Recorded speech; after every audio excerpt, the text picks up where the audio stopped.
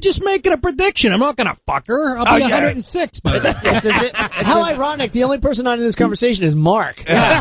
The one guy who really would have all the answers. I have a feeling she's going to be at the Chuckle Hut with Nick in 2 years. Okay. Mark had both of them. Let's get into some news. Good evening, Mr. and Mrs. America. It's time once again for the nation's favorite broadcast, The Miserable Men News, with your anchorman, the Reverend Bob Levy. Thank you. Lying beside you here in the dark, feeling your heartbeat with mine, softly you whisper, you're so sincere, how could our lives be so blind? We sailed on together, we drifted apart, and here you are by my side. So now I come to you with Bob's News. I'm Bob. Bob's News. AIG chairman says retention repayments disrespectful. The chief of a field insurance conglomerate, AIG, acknowledged Wednesday to skeptical congressmen and interrogators that the company's multi-billion bonuses to employees were distasteful to many Americans, including himself, and that I share that anger. Lawmakers from both parties expressed fury over the company's behavior. Mistakes were made at AIG on a scale few could have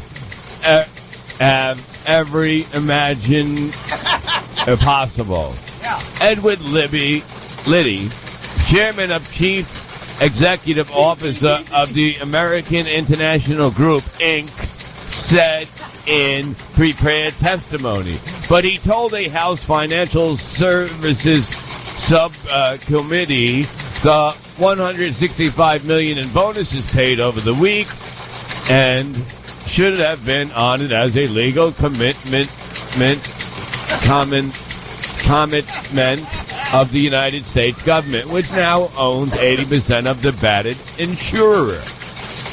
South Africa bars Dalai Lama from peace conference. South Africa barred the Dalai Lama from the peace conference in Johannesburg this week, saying Monday it did not want to endanger the government's relationship with China.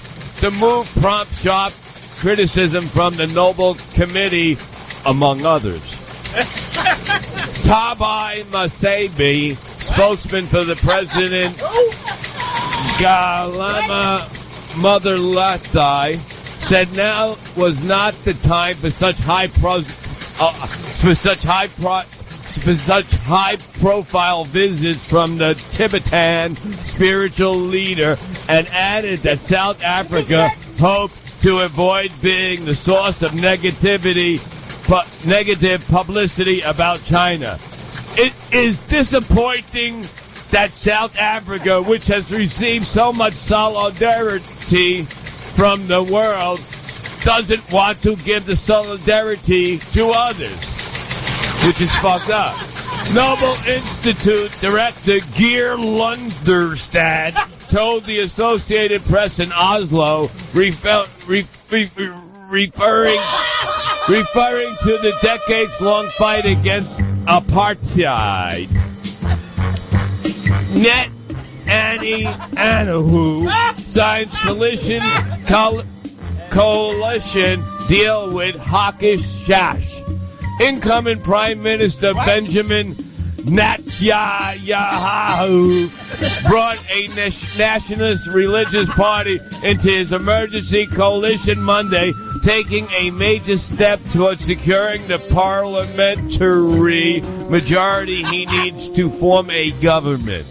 As Netanyahu wrapped up the deal with the ultra-Orthodox Shas party, he also launched formal coalitions talk with the centrist Labour Party in hopes of moderating what is shaping up to be a narrow, hawkish government.